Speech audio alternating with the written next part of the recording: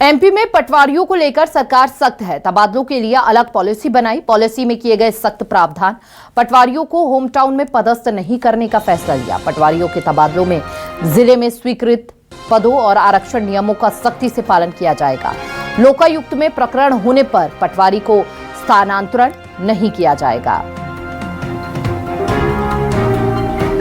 तबादलों के लिए अलग पॉलिसी बनाई गई। पॉलिसी में किए गए सख्त प्रावधान भी पॉलिसी में सख्त प्रावधान किए गए हैं। पटवारियों को होम टाउन में पदस्थ नहीं करने का फैसला लिया गया है।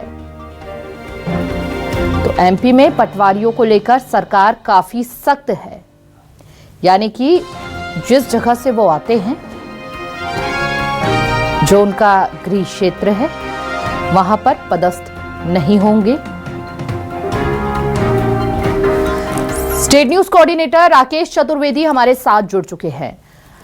राकेश, तबादलों के लिए ये सख्त यहां पर सरकार होती हुई नजर आई है। खासकर पटवारियों के लिए होम टाउन पर उन्हें तैनात नहीं किया जाएगा। इसके पीछे के कारण आपसे समझना चाहेंगे, ये इतना बड़ा बदलाव और सरकार द्वारा ये सख्त रुख अख्तियार करने का कारण। देखिए, बिल्कुल हम मई माह की बात करें तो इसमें हर विभाग में तबादले होंगे। स्वैच्छिक तबादले इसमें शामिल हैं और विभागों को ये छूट दी गई है कि तबादलों को लेकर वो अपनी नीति, अपनी जो पॉलिसी वो जारी करें।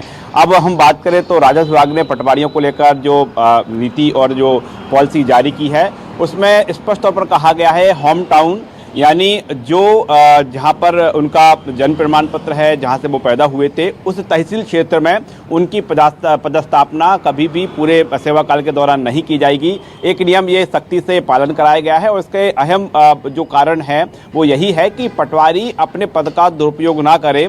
जिस इलाके में वो रहता है, जहाँ पर उसका जन्म हुआ था, उसमें वो नक्शे में किसी तरह की भेदभाव ना कर सके। इसका मुख्य कारण इसी को देखा जा रहा है। तो हम पूरी पॉलिसी की बात करें तो एक तो होम टाउन, यानी जो जिस तहसील लगती है उस एरिया में पटवारी की पदस्थापना नहीं होगी, स्पष्ट कर दिया गया है। इसके साथ ही जिस जिले में जो पटवारी की पहली पोस्टिंग हुई है उसी जिले में उसे रहना होगा पटवारी रहने तक, यानी एक जिले से दूसरे जिले में उसका तबादला नहीं होगा।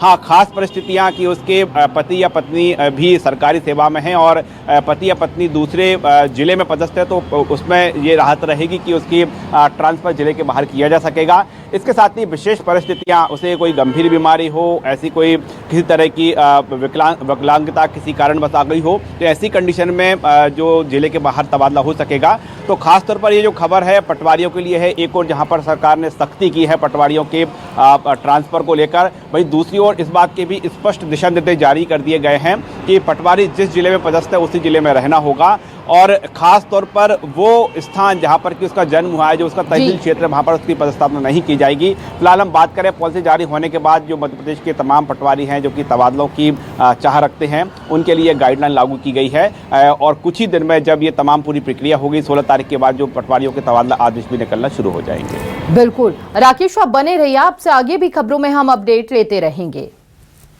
तो पटवारियों को होम टाउन में पदस्थ नहीं करने का फैसला लिया गया है ताकि निष्पक्षता से वो कार्य करे, किसी भी तरह की भेदभाव की स्थिति उत्पन्न ना हो।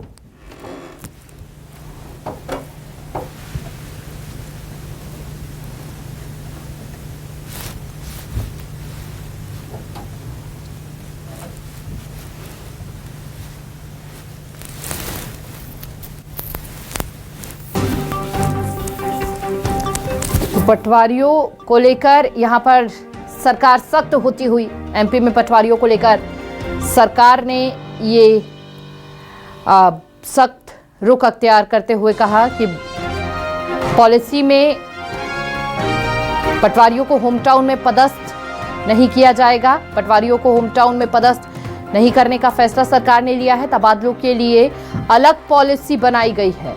पॉलिसी में किए गए हैं सख्त प्रावधान। एमपी में पटवारियों को लेकर सरकार काफी सख्त नजर आ रही है।